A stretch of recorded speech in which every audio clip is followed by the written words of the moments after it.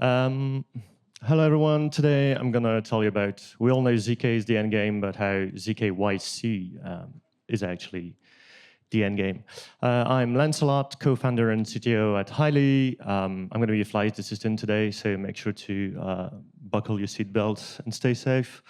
I'm going to take a little bit of a step back compared to the earlier content today. And the first thing I want to show you is this graph. So look at this graph. This kind of looks like an exponential. It's the total real asset value from the Andreessen Horowitz State of Crypto 2025. My question is, why is that number going up? Well, did you know that actually TradFi infra kind of sucks?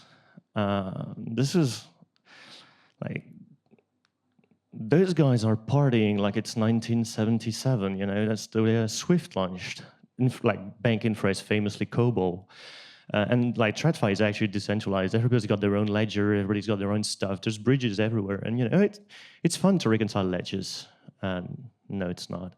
And like it takes literally days to settle transactions in TradFi. If I'm selling you something, it's like legally 48 hours before you're the legal owner of it.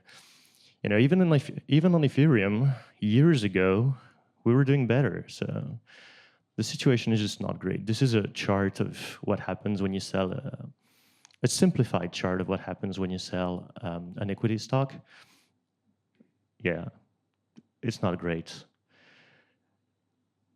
And blockchain, well, it fixes this. You know, like what's going on? Something we're actually useful for. If you look at stablecoins, it's just a way better situation. It's 100x cheaper. It's much faster to settle. It's cross-border. It's international. It's just great. And this is like the first thing that we've been tackling. But blockchain is actually just great TradFi infra because we're great at consensus. We're great at transactions. We're great at transparency and auditability, that the travel rule thing just very well demonstrated. There's just a couple of things that blockchains are kind of not great at. One of these is that they tend to have poor performance. So Visa, MasterCard, they're only doing like 15,000 TPS. It's not a huge number, but it's still like way better than what we can do on chain. There's no privacy, or if there is privacy, there's no way to achieve compliance. I love Zcash, but you know, regulators do not love Zcash. So how do we fix this? Well, the good news is that we have some chains coming out that say they're doing all this thing. They say they're performant, they say they're compliant, they say they're private. I'm gonna like uncontroversially highlight Canton and Tempo in this like new kid on the blockchain section. And sure, they are, but it's also because they're centralized, they're corporate chain, and I wouldn't count on the CIA not knowing what goes on there. So we have a choice to make in blockchain between two futures. One of them, on the right, is like, yeah, it's your bank, but it's in the cloud. It's still, you know, Coinbase asking you for KYC for the 15th time this week. And if they don't like what you're telling them, well, they're going to debank you, even though, you know, it's blockchain because it's custodial. Or we can try to do things a more native way, permissionless, self-custodial, and you can prove your AML compliance from your couch because you can do permissionless KYC without revealing to anybody where you actually live and where that comfortable couch is. To achieve this, we need to take a hard right from the road to the surveillance state into elliptic curve land and zero-knowledge technology. So ZK gives us all the things that we need for this. The first thing ZK gives us is high performance. Like in 2025, this is a chart from L2Beat. Like the big spike you're seeing is lighter, the perpdex. They're doing 4,000 TPS, which is like actually quite impressive. And like we've proven this years ago already with StarkX and DYDX, and we're proving Ethereum in real time. Like ZK in 2025 is high performance.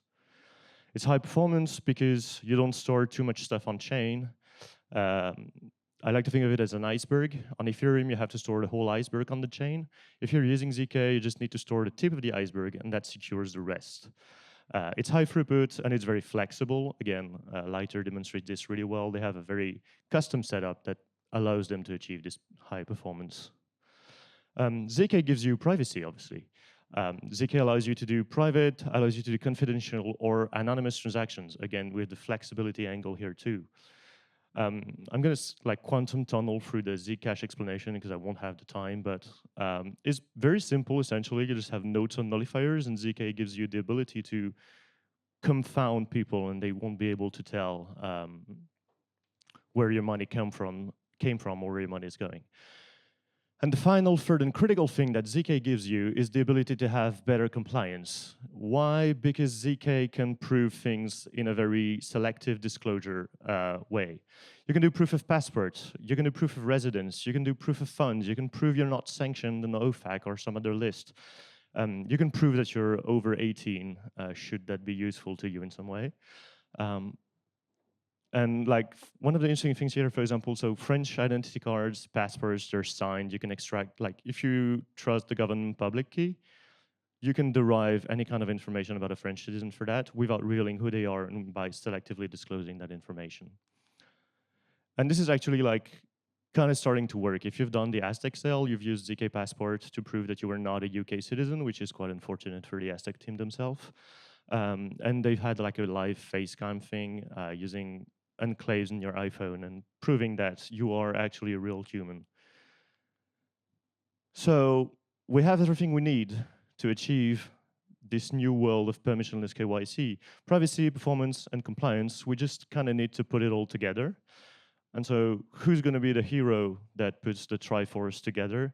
I'm saying that it's Hyli, which is the blockchain I'm working at, of course. We have native ZK verification that gives you privacy. We have high throughput consensus to give you like speed and high bandwidth.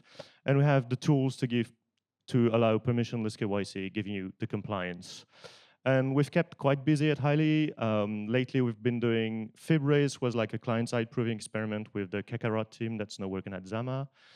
We've done a Zcash token experiment, in partly in Noir, partly in Rust. We've been working on a RISC-V private order book in the same design as Lighter. That's going to be open source next week. And we have a whole bunch of other projects as we are going in, as we're going to go live on mainnet early next year. That's the objective right now. Our belief is that finance is going to move on chain because it's just more efficient. And that's where things are going. You're going to want to do AML in a privacy-preserving and in a permissionless way, and that's why you're going to need ZKYC. And like, we're not going to stop here on blockchain. There's still a lot of things to do, and there's like $120 trillion, I think I heard earlier, of money to move on chain. So the work's cut out for us. This is our Telegram if you want to get in touch, or we're going to be around at DeFi Connect, Def Connect, any event that has ZK in the title in the coming days. Thanks for listening, and thanks to Privacy and Compliance Summit for hosting us. Seems like compulsory to say this today.